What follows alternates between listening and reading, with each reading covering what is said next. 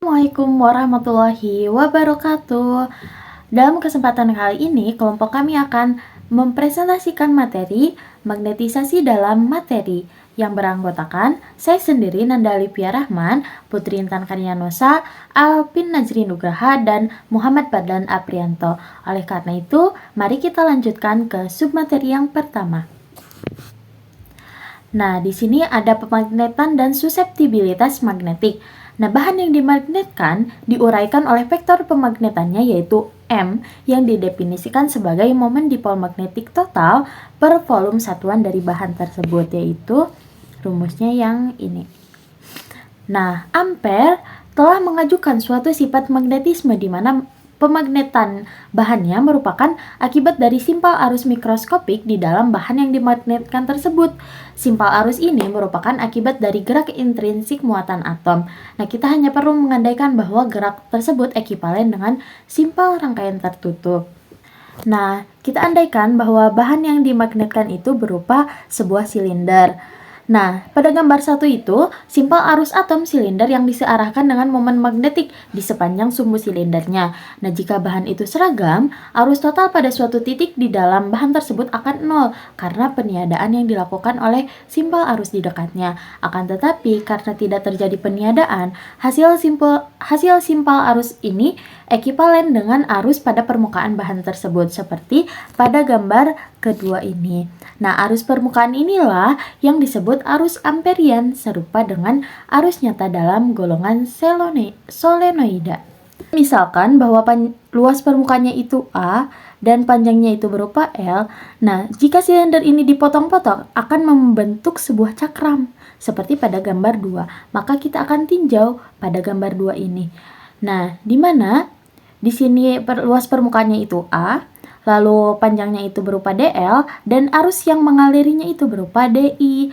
Nah, dari sebuah cakram ini akan terbentuk sebuah momen dipol, yaitu ADI. Sehingga kita dapat memasukkannya pada persamaan vektor pemagnetan.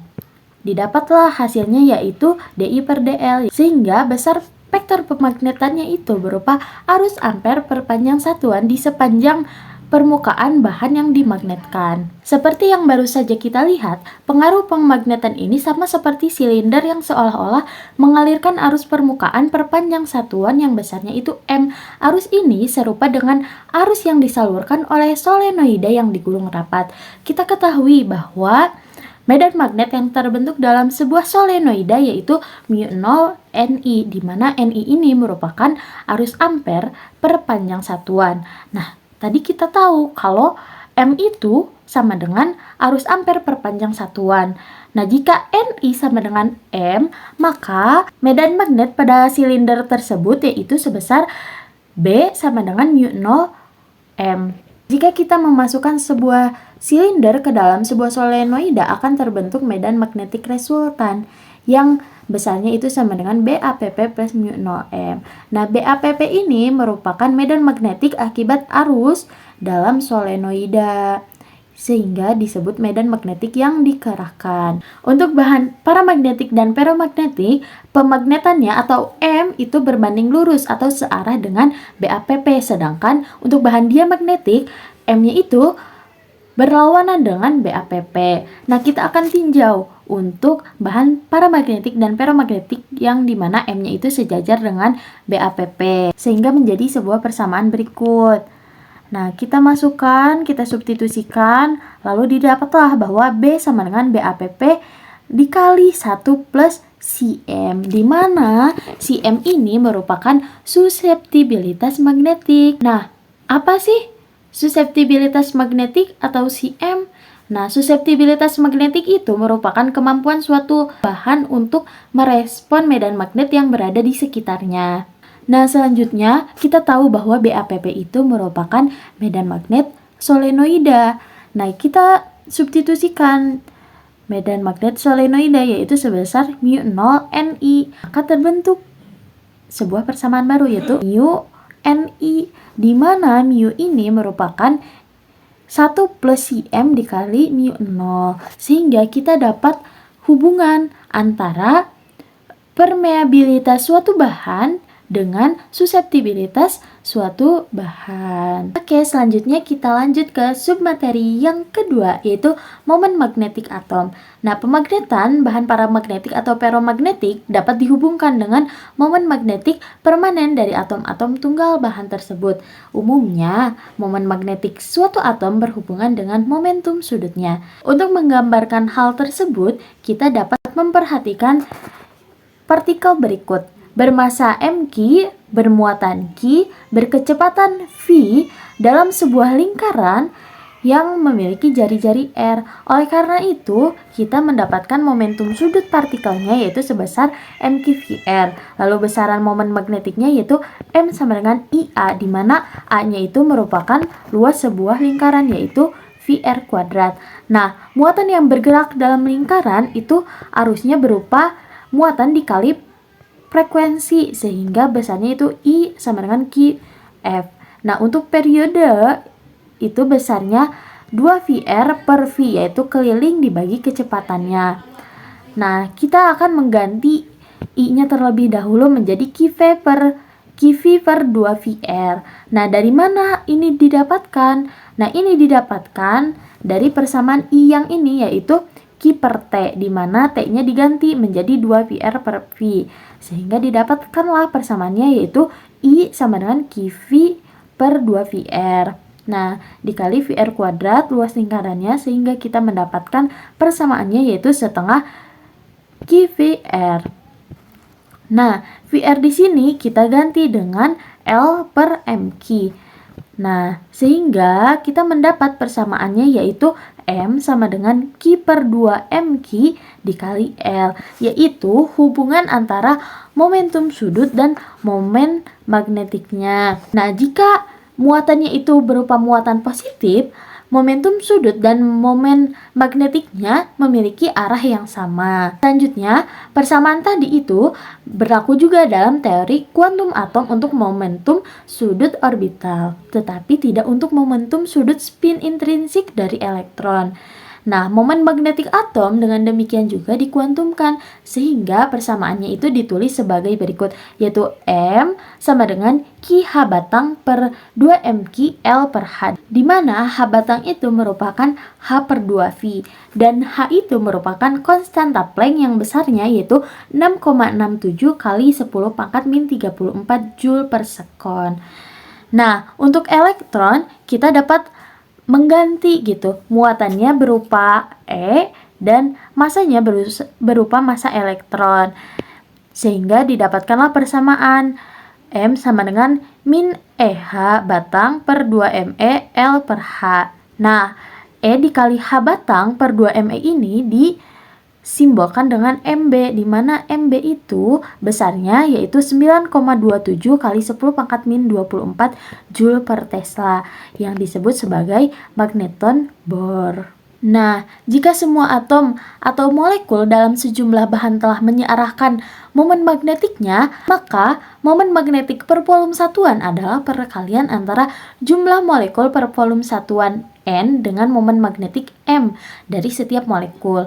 Nah, untuk kasus ekstrim ini, pemagnetan jenuh atau MS adalah MS sama dengan N dikali M, di mana N-nya ini merupakan bilangan Avogadro dibagi massa molekul dikali kerapatan suatu bahan atau ρ-nya. Sekian pembahasan submateri 1 dan 2. Terima kasih. Nah, teman-teman, sekarang kita akan membahas mengenai paramagnetisme. Pasti teman-teman bertanya-tanya kan, apa sih itu paramagnetisme? Nah, teman-teman, paramagnetisme ini adalah sifat suatu bahan yang menarik medan magnet eksternal secara lemah dan menghilang saat medan magnet dihilangkan. Bahan paramagnetik memiliki atom-atom dengan elektron tak berpasangan sehingga menghasilkan momen magnetik neto. Paramagnetisme adalah sifat bahan yang memiliki kerentanan magnetik positif meskipun sangat kecil. Muncul karena momen magnetik permanen dari atom-atom yang tidak saling berinteraksi secara kuat. Nah, perilaku dalam medan magnet pada paramagnetik ini adalah tanpa medan magnet eksternal, momen-momen magnetik terorientasi secara acak. Dalam medan magnet luar, momen cenderung sejajar dengan medan, namun tetap terganggu oleh gerakan termal. Hanya pada suhu sangat rendah, hampir semua momen bisa sejajar dengan medan. Ciri-ciri dari bahan paramagnetik adalah yang pertama, ditarik lemah oleh medan magnet, yang kedua, tidak dapat mempertahankan sifat magnetiknya setelah medan dihilangkan, yang ketiga, mempunyai elektron tak berpasangan dalam orbital atomnya, lalu momen magnetik bersifat sementara dan acak tanpa medan eksternal, dan susceptibility magnetik positif kecil dan berbanding terbalik dengan suhu. Nah, contoh dari bahan paramagnetik ini adalah aluminium, platina, magnesium, dan kromium. Lalu, apa sih penyebab dari paramagnetik ini? Penyebabnya adalah interaksi antara momen magnetik atom dengan medan luar yang menyebabkan orientasi momen menjadi sejajar sebagian, menghasilkan gaya tarik lemah terhadap medan tersebut. Selanjutnya yaitu energi potensial momen magnetik. Energi potensial dari suatu dipol magnetik dengan momen M di dalam medan magnetik luar B diberikan oleh persamaan energi potensial sama dengan negatif M didotkan dengan B atau sama dengan negatif MB cos theta. Ketika momen sejajar penuh dengan medan atau theta sama dengan 0, maka energi minimum. Jika berlawanan arah atau theta sama dengan 180 derajat, maka energi maksimum. Kemudian energi termal dan medan magnet. Nah, energi termal atau KT pada suhu ruang sekitar 300 Kelvin jauh lebih besar dari energi orientasi magnetik 2 MB sehingga momen tetap cenderung acak. Selanjutnya kita akan membahas mengenai hukum Curie, di mana hukum ini menyatakan hubungan antara pemagnetan, medan magnet luar, dan suhu, di mana pemagnetan akan sama dengan 1/3 dikali dengan MBAPP per KT dikali dengan MS, di mana MBAPP per KT ini merupakan rasio antara energi maksimum dipol dalam medan magnetik dengan energi termal karakteristiknya. Pemagnetan berbanding lurus dengan medan magnet dan berbanding terbalik dengan suhu mutlak, menunjukkan bahwa bahan paramagnetik makin lemah ketika suhunya naik. Contoh aplikasinya yaitu adalah oksigen cair yang merupakan contoh bahan paramagnetik yang bisa ditarik oleh medan magnet permanen. Cukup sekian untuk pemaparan mengenai paramagnetisme dari saya dan akan dilanjutkan oleh pemaparan oleh rekan saya selanjutnya. Selanjutnya saya akan menjelaskan mengenai ferromagnetisme. Apa itu bahan ferromagnetis? Bahan ferromagnetis adalah bahan yang mempunyai suseptibilitas magnetik positif yang sangat tinggi karena di dalamnya terdapat domain-domain magnetik yang bisa sejajar satu sama lain. Ketika sejajar, mereka dapat menciptakan medan magnet yang besar. Di sini yang disebut domain-domain magnetik itu adalah kumpulan dari dipol-dipol magnetik yang menjadi satu kesatuan. Kemudian, apa yang terjadi pada domain magnetik saat dikenai magnet eksternal? Nah, di sini anggaplah ini adalah bahan ferromagnetik.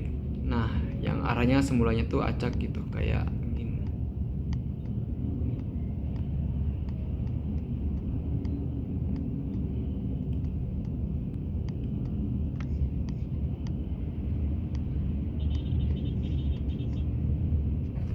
Nah, apabila dikenai oleh medan magnet eksternal, maka si dipol-dipol yang acak ini akan searah dengan arah medan magnetnya.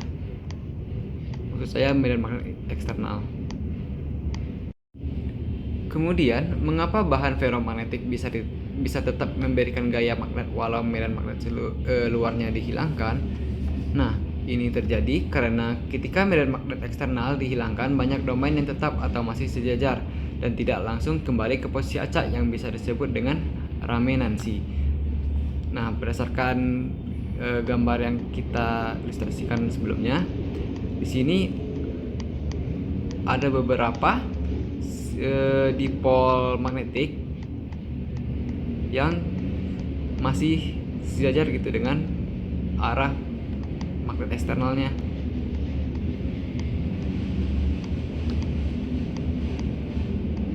Hal tersebutlah yang menyebabkan bahan ferromagnetik bisa tetap memberikan gaya magnet walau medan magnet luarnya dihilangkan. Nah, kemudian ada temperatur Curie. Apa itu temperatur Curie? Nah, temperatur Curie itu adalah temperatur krisis yang mana bisa menyebabkan si bahan ferromagnetis akan memiliki sifat paramagnetis. Nah, di sini tuh kayak misalkan ada bahan ferromagnetis yang arah dipolnya tuh ke kanan.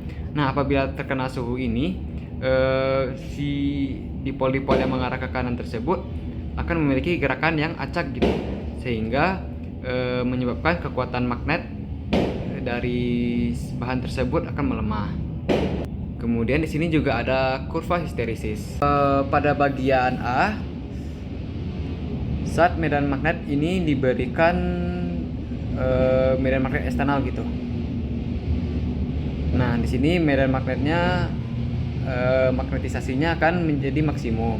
Nah, setelah BF atau medan magnet eksternalnya dihilangkan, seperti yang dijelaskan sebelumnya, si medan magnet internal tidak langsung bernilai 0 gitu pada bagian ini. Nah, lalu untuk membuat medan magnet tersebut bernilai 0, maka harus diberikan medan magnet negatif, sehingga arah kurvanya menjadi begini. Lalu apabila terus-menerus diberikan arah medan magnet negatif, maka si kurva tersebut akan mengarah ke sini. Sekarang kita masuk dalam bagian persamaan pada ferromagnetisme. Sebelumnya, pada sebab sebelumnya, kita memperoleh persamaan B sama dengan BF tambah mu 0 dikali M, di mana BF itu adalah mu 0 dikali N dikali dengan I, atau persamaan ini bisa digunakan pada solenoid. Nah, di mana mu 0 itu adalah permeabilitas ruang hampa, N adalah jumlah lilitan, dan I adalah besar kuat arus.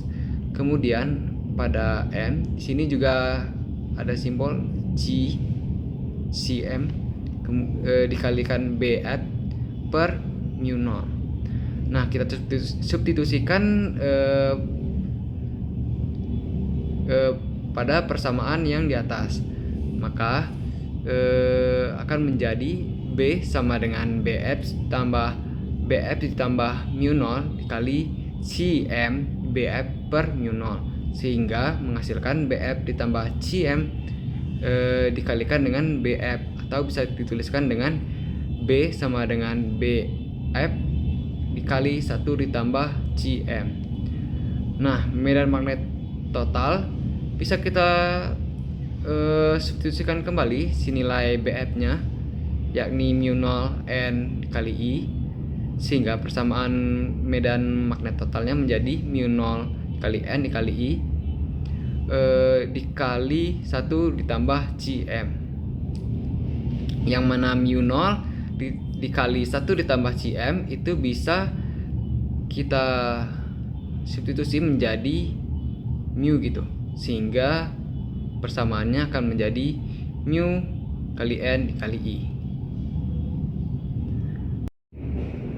Nah, di sini juga diketahui permeabilitas relatif, yakni Km, memiliki persamaan Km sama dengan mu per mu 0, di mana mu itu ialah mu 0 dikali 1 ditambah Cm, yang mana pada bagian mu 0 nya akan bisa saling membagi sehingga menghasilkan 1 ditambah Cm.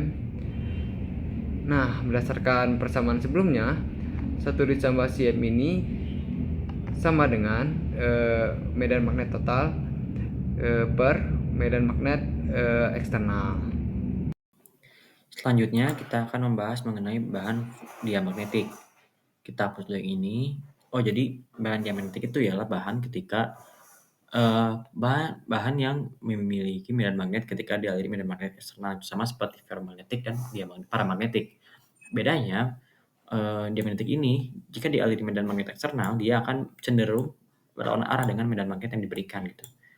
Misalnya, kita memberikan medan magnet ke arah kanan misalkan ya, ke arah kanan ini, ke sini. Nah, ferromagnetik nih, medan magnetnya yang dialami oleh diamagnetik ini berlawanan arah gitu, dan memiliki nilai C magnetnya itu sebenarnya -1.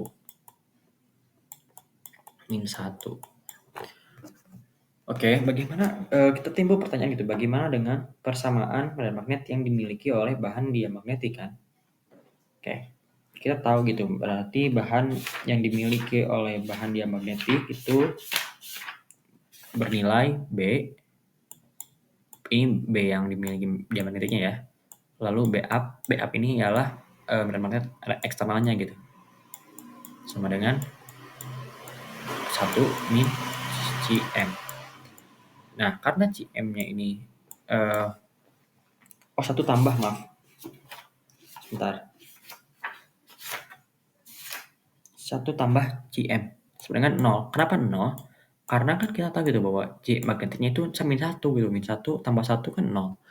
Jadi, nilai medan magnet yang dimiliki oleh bahan diamagnetik itu 0 gitu. Kan benar gitu, karena ininya berlawanan arah dan saling menghilangkan gitu kan pada intinya. Lalu kita akan membahas mengenai momen magnetik induksi.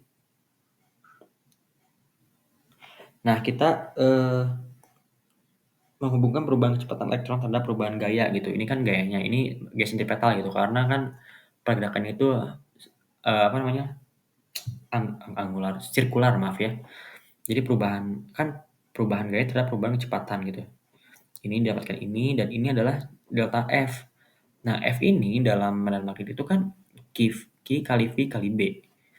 Ini jadi perubahan kecepatannya ialah QRB per 2M. Kita tahu juga sebelumnya bahwasannya momen magnetik suatu benda itu ialah seperti ini, M sama dengan setengah QVR. Karena kita mencari momen magnetik dalam perubahan kecepatan, kita tahu juga gitu bahwasanya dV ini QRB per 2M. Kita masukkan ke sini dan dapatkan hasilnya bahwa Q kuadrat R kuadrat B per 2M ini adalah momen magnetiknya dari momen magnetik induksi.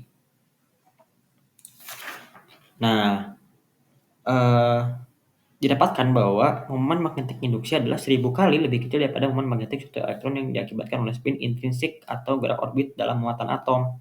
Dengan demikian, bahan yang memiliki atom momen diplomatik permanen yang memiliki orbit magneton Bohr akan bersifat paramagnetik atau ferromagnetik. Momen magnetik resultan dalam arah medan magnet yang dikerahkan yang dapat terjadi bahkan dari sebagian penyerang momen magnetik permanen ini pada temperatur biasa akan jauh lebih besar daripada momen dipol induksi magnetik yang Oke, jadi intinya ini adalah membahas mengenai momen magnetik dari suatu benda gitu. Nah, nilainya ini adalah 100.000 kali lebih kecil daripada momen magnetik elektron yang diakibatkan oleh spin intrinsik. Jadi momen magnetik dari bahan-bahan yang dimagnetisasi itu lebih kecil dari